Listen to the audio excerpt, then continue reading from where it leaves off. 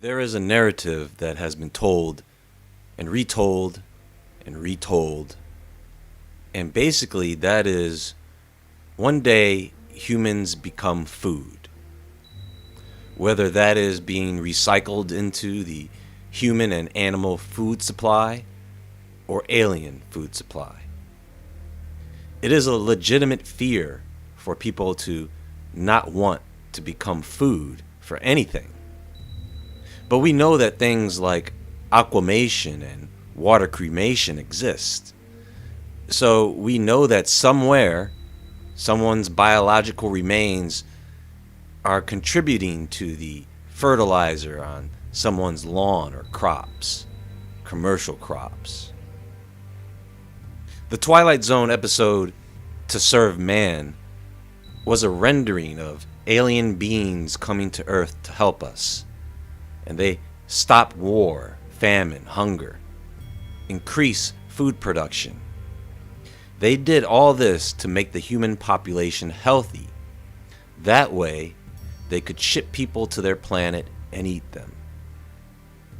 Now that would make a lot more sense than trying to poison us, make us sick, weaken our bodies, and then ship us off to the aliens. No matter what the nutrient is they are trying to get out of us, they aren't going to get much if that person is starving and sick.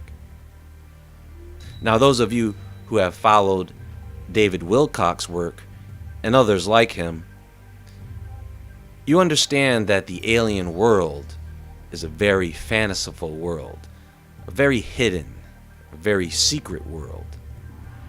And if you were an alien being visiting Earth, truly benevolent beings wouldn't, unless they had something to contribute.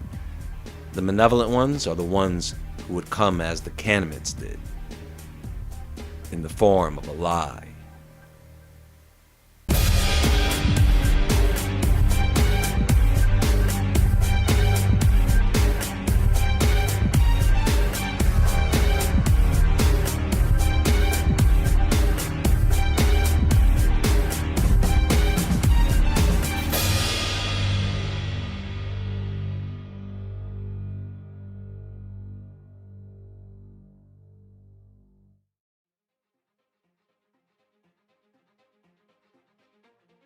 The evidence that is available to prove that a reptilian alien race exists is very evasive. It is just like anything that we consider to be paranormal, like ghosts. To this day, it remains difficult to acquire evidence of their existence. But we do know that there is something out there, or some things out there. We are struggling to understand. So we have names for them, don't we? Apparitions, ghosts, spirits, angels, demons. And the reality is, these are things we really don't need evidence to prove they exist, do we? I think when it comes to spirits, for us, it's more of a matter of energy and good and evil. When we get into alien beings and humanize them as physical beings, like us, flesh and blood, that doesn't require quantum physical evidence.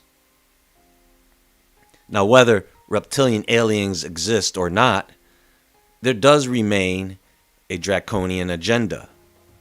We all know that this stuff can sound way out there, very esoteric and just outright ridiculous sometimes, right? You know, when you read stories about these alien beings, you often, quite often actually, hear about fourth, fifth, and other dimensions. You hear about elevating consciousness, ascension, right? Aren't those the same things the devil tempted Eve with?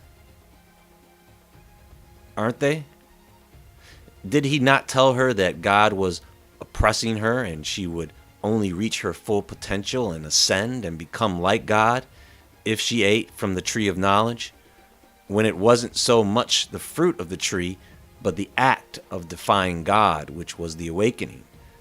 After all, who would know better about defying God than Satan? Why do you think these alien beings always channel the same message? That we were once higher dimensional beings that got stuck here somehow. There are several stories, as you know, and they want to help us ascend. This is the same temptation Satan used on Eve. You tell me how it's different. Now, reptilians, in their evolution, lived on 2 planets. A planet near Draconis, a star, and Earth. Because they reside on 2 planets, there are 2 different types of reptilians. The Draconian reptilians, they are the warriors, the lying, evil, violent reptilians. And the reptoids, who are more peaceful, they live here on Earth. They say that the Draconian reptilians had evolved to the point where they were no longer dependent on the needs of the physical body. For example, they no longer needed to ingest or digest solid food for energy. But if they wanted to absorb pure energy, because of their evil nature, that energy has to be pure evil energy. Now, following this lore, the Draconians are the ones responsible for creating the gray alien race, which is a clone slave race of alien. They were also a source of food. So, as their numbers increased, the gray aliens became more aware and decided to revolt against the reptilians to move forward with their own agenda. The reptilians then began to look for sources of food on other planets, but needed a source of evil energy. So they sent out a fleet of ships to search. They had supposedly stumbled upon Earth, became aware of the benevolent reptoids living there, but were more interested in the human beings. Now I want to stop here because think about that for a moment. In Genesis, there exists this serpent being that was here before man. And these draconian reptilians, like the Watchers, came down to Earth to utilize the human population for their own agenda. A very similar story in several respects, right? Also, these draconian reptilians needed to get rid of the reptoids in order to move forward with their plans. In today's world, they have integrated and established themselves so deeply within the foundations of our cultures and governments, they continue to aid in our movement toward corruption and evil. This is just one story out of dozens and dozens of reptilian narratives, and many of them are very inconsistent. I will say this, with all the other alien races taken into consideration, there are only a few types that are consistently talked about or reported to be encountered. The tall whites, the grays, and the reptilians. Sometimes you have insectoid encounters, but those are 4 big ones. They are the alien races that are significant in history. The serpent is widely represented and worshipped across many different cultures and religions around the world. And you have ancient mythos mixed with current historical events, documentation, sightings, footage, cases, leaked information. It is not hard to believe that there is something there. Each author, whether it is David Wilcock or David Icke, they have their own variations of these stories. There are those who believe that one day the governments of the world may attempt a hoax or fake alien invasion. Or perhaps we may be invaded by a force of real aliens. With that said, if you were an advanced race of beings able to travel to this planet to invade it, you probably would not use a primitive method like sending a fleet of spaceships to line up outside the Earth's orbit to cause fear and panic.